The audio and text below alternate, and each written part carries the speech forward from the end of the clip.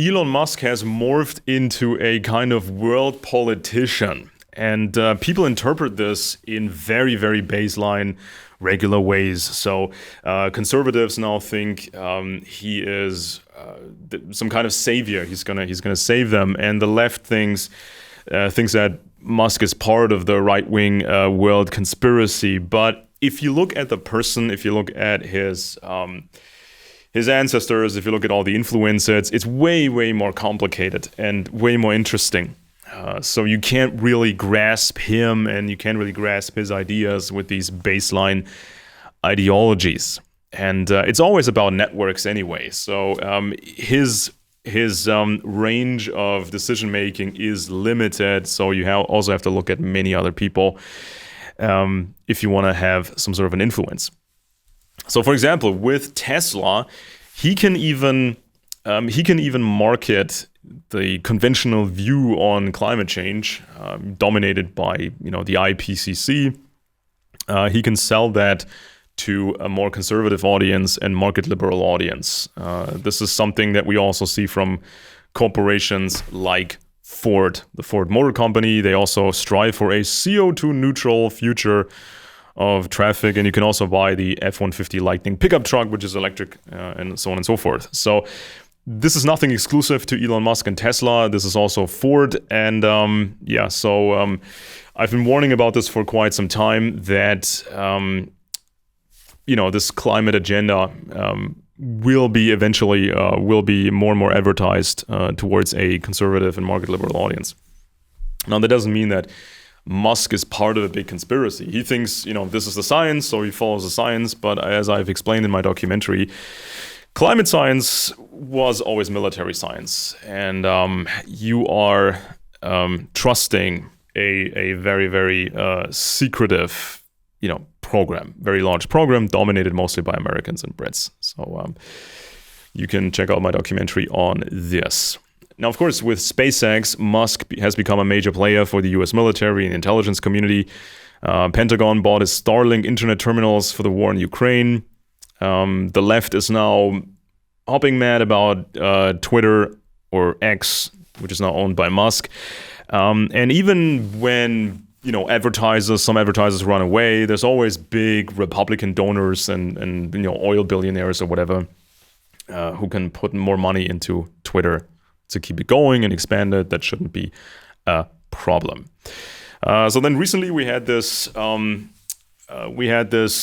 and forth, between Elon Musk and the Jewish organization ADL. Now, the job of the ADL is to expose stupid conspiracy myths and legends, but the ADL was also adopting more left-wing techniques. So they will complain about Western citizens who are against an out-of-control migration policy.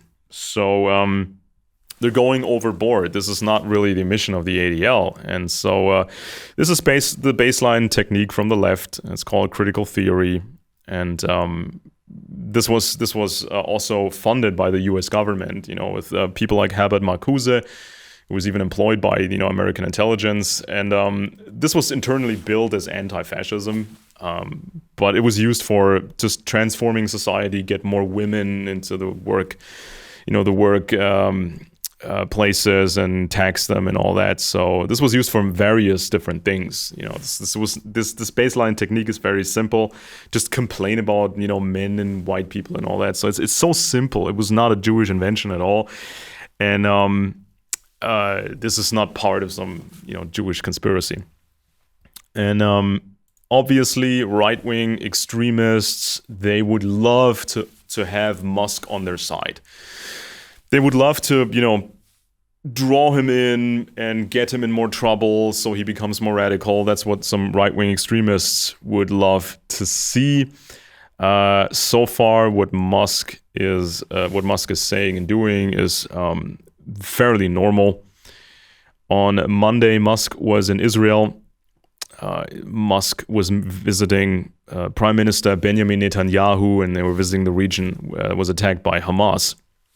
And Israel's communications minister Shlomo Karhi was tweeting about a deal which his ministry is working on with Starlink, of course. And so no matter what Musk thinks, about the Israel-Palestinian conflict, his range of decision-making is limited. So it's always about networks. And if the networks, the big American networks, if they want to help Israel, then, this is basically what's going to happen. Starlink has become very, very powerful, very large company. And Musk also advertised for the Republican presidential candidate Ron DeSantis, who worked in Bush's war against terrorism, which, radicalized a lot of Muslims, obviously. In China, Musk is treated like a king every time he visits. And then there's the brain implants thing, and he wants to build a base on Mars, and he also wants to colonize space. So very, very baseline stuff there. Now, the technocracy movement and its possible influence on Musk. Elon was born in South Africa, in Pretoria, and his ancestors were British and Dutch. His grandparents on his mother's side were adventurers who traveled the world. So the grandfather on his mother's side was a director of the activist group Technocracy Incorporated, which was a huge organization. And it's based on the inspiration by people such as Howard Scott, who was originally, left-wing anarchist. Scott was getting together with scientists from the elite Columbia University, people like Marion King Hubbard, and so they created this technocracy movement. So this is why you can't really judge this with standard ideological categories. Ultimately, it's about control and how people think control should look like. So elite university, socialist influences, technocracy, so can't really grasp it with baseline ideology. So Hubbard, at some point, worked for the government in the Board of Economic Warfare, keeping track of sensitive exports. And Hubbard also worked for a long time for the Shell Oil Company. So, as the name implies, the group Technocracy Incorporated wants technocracy, a kind of state a system which is run by scientists, preferably engineers. This would prevent waste, which you find in regular government systems, and you would also protect the environment through technocracy.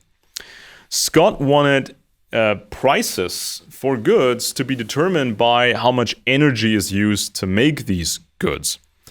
So obviously you get some parallels to the modern climate agenda with, carbon trading, credits and all that. And during the heyday, in the 1930s and 1940s, this technocracy group had over 500,000 members. And one of the influences was a guy called Thorstein Veblen, Norwegian heritage, studied at Johns Hopkins and Yale.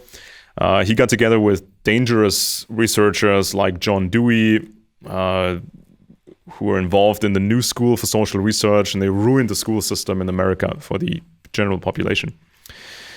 In his text, The Engineers and the Price System, Veblen is calling for a council full of technological experts. And they are supposed to make the decisions. So this is kind of what we have nowadays with the Climate Council, IPCC. The IPCC assembles these reports, and they can influence, in different countries, they can influence the courts, even the constitutional courts, like in Germany. And so that then influences the politicians. And that's how that works. Klaus Schwab from the World Economic Forum was calling for a fourth industrial revolution, a system with an ecological framework, so to say, and also Greta Thunberg's climate book is full of essays where people basically call for the same thing. Sometimes they call it donut economics, sometimes they call it something else. But it's sort of a planned economy, planned type system, protecting the environment, that sort of stuff. This Veblen guy said the existing industrial capitalism cannot be destroyed through a leftist revolution in the West. You would instead need a movement of scientists. Now, today, almost nobody remembers Veblen, but when United States President Clinton visited the Norwegian king, Harald V, Clinton was mentioning Veblen because of Veblen's Norwegian roots. In 1940, the Canadian Royal Mounted Police was arresting several members of the organization Technocracy Incorporated, because this organization was then deemed illegal. One of the people arrested was the former director of Technocracy Incorporated, a certain Joshua Norman Haldeman, who was the grandfather of Elon Musk.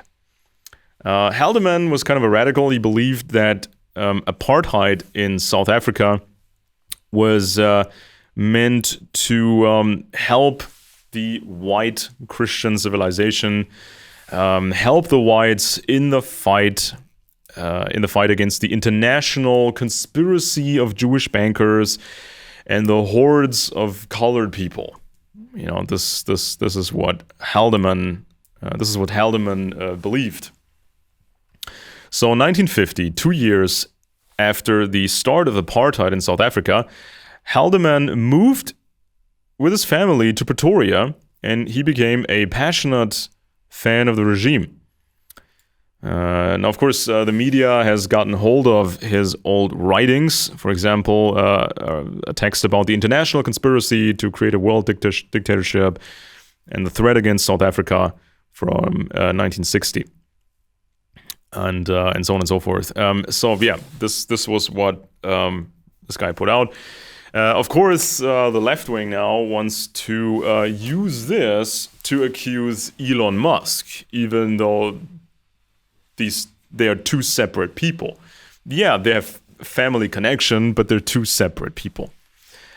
Haldeman was also a leading figure in the Canadian Social Credit Party. This party pushed the protocols of Zion. Was also a huge problem. And this technocracy group wanted radical change. So they said technocracy is the science of social engineering. You know, everything is run through science. First time in human history, we will solve every problem through science. There won't be any space for politics or financing. There won't be any racketeering.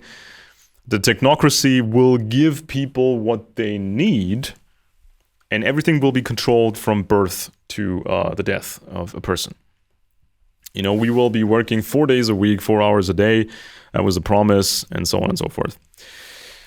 So it's not exactly clear if this is, the vision of Elon Musk. It would be it would be jumping to conclusions. Now, obviously, Musk loves technology, and he thinks that it can solve all kinds of problems.